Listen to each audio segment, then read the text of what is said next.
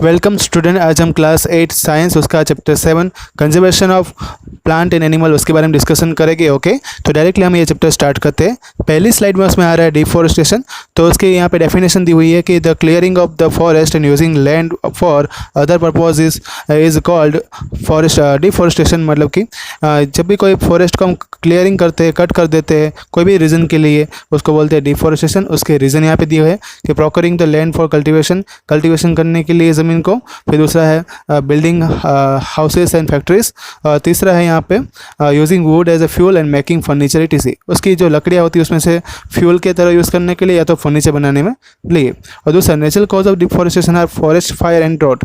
कभी कभी नेचुरली भी डिफॉरेस्टेशन होता है और उसका रीज़न है फॉरेस्ट फायर एंड ड्रॉट। अब नेक्स्ट स्लाइड में आ रहा है कॉन्सिक्वेंसेस ऑफ द डिफॉरेस्टेशन। अगर डिफॉरेस्टेशन होगा तो उसके परिणाम क्या आने वाले हैं, तो हमें उसके रिजल्ट के बारे में भी देखना होगा। तो उसमें यहाँ पे 7 कॉन्सिक्वेंसेस दिए हुए हैं। पहला उसमें आ रहा है कि टेम्परेचर बढ़ेगा, पॉल्यूशन लेवल जो है अर्थ का बढ़ेगा। दूसरा है उसमें जो कार्बन डाइऑक्साइड का लेवल बढ़ेगा एटमॉस्फेयर के अंदर और उससे ग्लोबल वार्मिंग होगी। तीसरा है वाटर यानी कि ग्राउंड वाटर लेवल जो नीचे जाएगा, disturb the balance in nature, decrease the in rainfall leading in drought. सूखा पड़ने में जो रेनफॉल होता है उसका लेवल कम हो जाएगा। सॉइल इरोजन जो है वो होगा और डिक्रीज इन सॉइल फर्टिलिटी कम होती जाएगी। डेजर्टिफिकेशन जो है बढ़ेगा और वाटर होल्डिंग कैपेसिटी सॉइल की जो होगी वो कम हो जाएगी और फ्लड पी आएगा, मतलब कि यहाँ पे फ्लड पी देखने को मिलेगा। नेक्स्ट स्लाइड में आ रहा है conservation of forest and wild life. Forest and wild life can be conserved bye setting up area like biosphere reserve, wild life century and national park. मतलब यहाँ पे बायोस्फीयर रिजर्व और नेशनल पार्क और wild life century के बारे में बात करेंगे, सिर्फ उसकी डेफिनेशन याद रखनी है। बायोस्फीयर रिजर्व जो है कैसा लार्ज एरिया होता है जहाँ पे प्रोटेक्टेड लैंड मिलती है कंजर्वेशन करने के लिए बायोडाइवर्सिटी को। और ट्रेडिशनल लाइफ जो है वहाँ पे ट्राइबल भी लिविंग देयर, मतलब कि ट्राइबल पीपल जो रहते हैं वहाँ के, जो जंगल में रहते हैं वो भी वहाँ पे रहते हैं। नेशनल पार्क जो रहता है उसमें एक रिजर्व्ड एरिया मिलता है वाइल्ड लाइफ को, जहाँ पे दे can freely use the habitats and natural resources. वो वहाँ पे अपने हैबिटेट्स में रह सकते हैं, उसका यूज़ कर सकते हैं, नेचुरल रिसोर्सेज का भी यूज़ कर सकते हैं। वाइल्ड लाइफ सेंचुरी जो है एक ऐसा एरिया है कि जहाँ पे एनिमल जो है उसको प्रोटेक्ट किया जाता है कोई भी डिस्टर्बेंस के बिना, और उसके हैबिटेट को भी वहाँ पे प्रोटेक्ट किया जाता है। नेक्स्ट स्लाइड में आ रहा है बायोस्फीयर रिजर्व के बारे में। अगर हमें 3-4 लाइन लिखने के लिए बोले तो पहले तो उसकी डेफिनेशन दी है, फिर उसमें बायोडाइवर्सिटी में समझाया हो कि इसमें variety of plants and animal and micro organism found in the area. यहाँ पे ये सब कुछ देखने को मिलता है। अपने इंडिया में अगर एग्जांपल दे तो पंचमरी बायोस्फीयर रिजर्व जो है उसके अंदर एक नेशनल पार्क भी आया हुआ है जिसको सतपुरा और बोलते हैं, और एक 2 वाइल्ड लाइफ सेंचुरी भी आई हुई है और वहाँ पे बोरी और उसका नाम है पंचमरी। मतलब कि एक नेशनल पार्क और 2 वाइल्ड लाइफ सेंचुरी, बोरी एंड पंचमरी, ये तीनों जो है एक ही बायोस्फीयर रिजर्व के अंदर देखने को मिला है। तो ये आपको एग्जांपल याद रखना है जब भी बायोस्फीयर रिजर्व के बारे में पूछे।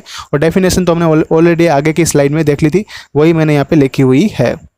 नेक्स्ट स्लाइड में आ रहा है फ्लोरा और फोना के बारे में आपको समझाया है। फ्लोरा मतलब क्या होता है, प्लांट होते हैं जो एक पर्टिकुलर एरिया में देखने को मिलता है, और फोना मतलब क्या होता है, एनिमल होते हैं वो भी एक पर्टिकुलर एरिया में देखने को मिलते हैं। यहाँ पे एग्जांपल पंचमरी का दिया हुआ है। पंचमरी के अंदर कौन कौन से ट्री या तो जो पौधे पाए जाते हैं उसका यहाँ पे एग्जाम्पल दिए हुए है। साल, टीक, वाइल्ड मैंगो, जामुन, सिल्वर फर्न वहाँ पे पाए जाते हैं। और दूसरा जो है, अब फोना के बारे में बात करें तो fauna of the Pachmarhi consist of wild dog, chital, wolf, leopard, blue bull and barking deer. तो ऐसे कि एनिमल भी वहाँ पे पाए जाते हैं और यहाँ पे उसके फ़ोटो भी दिए हुए हैं। नेक्स्ट स्लाइड में आ रहा है एंडेमिक स्पेसिस। एंडेमिक स्पेसिस ऐसी स्पेसिस होती है जो पर्टिकुलर जगह पे ही देखने को मिलती है, वो हर जगह देखने को नहीं मिलती है। दो species of plant and animal found only in a particular area and not found in anywhere else. Sal and wild mangoes are endemic flora of the Panchmari, and bison and Indian giant squirrel and flying squirrel are endemic fauna of these areas। मतलब कि यहाँ पे उसके example दिए हुए साल और wild mango जो है वहाँ की एक प्लांट्स के अंदर वेराइटी है जो एंडेमिक स्पेसिस में कंसिडर होती है। बिसन, इंडियन जाइंट स्क्विरल जो है, और एक फ्लाइंग स्क्विरल जो है यहाँ पे उस फोटो दिया हुआ है उसका, तो वो भी एक एंडेमिक स्पेसिस में मतलब एनिमल के अंदर पाई जाती है। नेक्स्ट स्लाइड में आ रहा है वाइल्ड लाइफ सेंचुरी। एक ऐसा एरिया कि जहाँ पे animal are protected from the any disturbance to them और देयर हैबिटेट। मतलब एनिमल को यहाँ पे प्रोटेक्ट किया जाता है विदाउट एनी डिस्टर्बेंस एंड उसके हैबिटेट को। यहाँ पे जो the killing and capturing of animal in wild life sanctuary is a strictly prohibited, मतलब कि यहाँ पे उसको शिकार करना, उसको पकड़ना जो है वाइल्ड लाइफ सेंचुरी को एकदम स्ट्रिक्टली प्रोहिबिटेड, मतलब कि यहाँ पे जो है वो उसका फरमान आप वहाँ पे जाके ये शिकार कर सकते हो नहीं। ऐसा भी हो सकता है कि अगर किसी ने शिकार किया तो उसको अपने जो कॉन्स्टिट्यूशन के हिसाब से जो लॉ है वो अप्लाई हो गया और उसको सज़ा भी हो सकती है। नेक्स्ट स्लाइड में आ रहा है नेशनल पार्क। नेशनल पार्क ऐसा एरिया है मतलब कि जहाँ पे area reserve for the wild life where they can freely use and habitat and natural resources. वहाँ पे जो अपना वो वाइल्ड लाइफ है अपने आप घूम सकते हैं फ्रीली, और दूसरा नेचुरल रिसोर्सेज में भी वो उसका यूज़ भी कर सकते हैं। सतपुरा नेशनल पार्क जो है एक फर्स्ट रिजर्व फॉरेस्ट इंडिया का है, वो आपको याद रखना है। नेक्स्ट स्लाइड में आ रहा है endangered animal are those animal whose numbers are diminishing and might face extinction, मतलब कि एक ऐसे एनिमल का ग्रुप जो होता है जो पूरा डिमिनिश मतलब कि ख़त्म होने की तैयारी पे है या तो अब ख़त्म होने ही आया है। Tiger is one of the many animal which are slowly diminishing.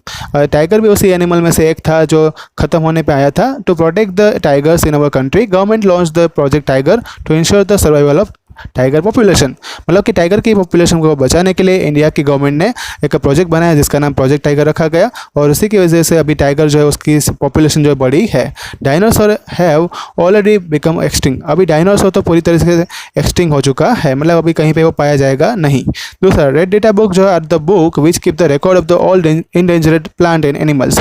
Red data book एक ऐसी बुक है जिसके अंदर जितने भी इंडेंजर्ड प्लांट और एनिमल जो मर चुके हैं ऑलरेडी उसके बारे में मतलब इंडेंजर्ड है, मतलब खतरे के निशान के ऊपर है, और उसके बारे में जो बताती है उस बुक का नाम क्या है, रेड डेटा बुक है। नेक्स्ट स्लाइड में आ रहा है ecosystem. Ecosystem consist of the all plants animals micro organism living in area along with the non living components like climate water and soil etc। तो एक ऐसा पूरा एक इकोसिस्टम एक सिस्टम बनती है जिसके अंदर प्लांट एनिमल और माइक्रो ऑर्गेनिज्म एक साथ रहते हैं एक ही एरिया में, और नॉन लिविंग कंपोनेंट के साथ उसमें वो शेयरिंग करते हैं बायोटिक फूड को, ठीक है, और उसमें से एक्सचेंज करते हैं गैस को, कार्बन डाइऑक्साइड है वो छोड़ते हैं, ऑक्सीजन लेते हैं। उसी तरह से प्लांट है वो क्या करता है, ऑक्सीजन जो है वो छोड़ता है और कार्बन डाइऑक्साइड लेता है, तो ये पूरी सिस्टम बनती है, उसको क्या बोला गया, इकोसिस्टम। नेक्स्ट स्लाइड में आ रहा है migration. Migration is the movement of animal from the its own habitat to some other habitat for a particular time period every year due to climate change और फॉर ब्रीडिंग। एक migration ऐसी movement होती है जहाँ पे animal जो है अपने हैबिटेट को छोड़ के दूसरी जगह जाते हैं पर्टिकुलर टाइम के लिए हर साल, क्योंकि कुछ क्लाइमेट में चेंज आता है या तो उसको ब्रीडिंग करनी होती है, इसलिए वो चेंज उसके लिए उसको हैबिटेट चेंज करना पड़ता है। एग्जाम्पल यहाँ पे दिया है, bird can fly very long distance to reach the another land are called migratory birds. यहाँ पे ऐसे बर्ड भी है जो अपने घर को छोड़ के मतलब हैबिटेट को छोड़ के दूसरे कंट्री तक जाते हैं, और ऐसे बर्ड को क्या बोला जाता है, माइग्रेटरी बर्ड। नेक्स्ट स्लाइड में आ रहा है recycling of paper. About 17 full grown trees are required to produce the 1 ton of paper, मतलब कि 1 टन मतलब कि 1000 किलोग्राम पेपर को प्रोड्यूस करने के लिए 17 पे जो है वो ग्रोन ट्री चाहिए होते हैं, और उसी में से एक मतलब कि 1 टन मतलब कि 1000 किलोग्राम पेपर बनते हैं। Paper can be recycle about 5 or 7 times for use. We should save reuse and recycle the paper to save not only trees but also to save the energy water and chemical use to make the paper. हम paper को save करते हैं तो उससे सिर्फ अपने tree बचाते नहीं है, साथ में एनर्जी वाटर और केमिकल भी बचाते हैं। नेक्स्ट स्लाइड में आ रहा है रिफॉरेस्टेशन।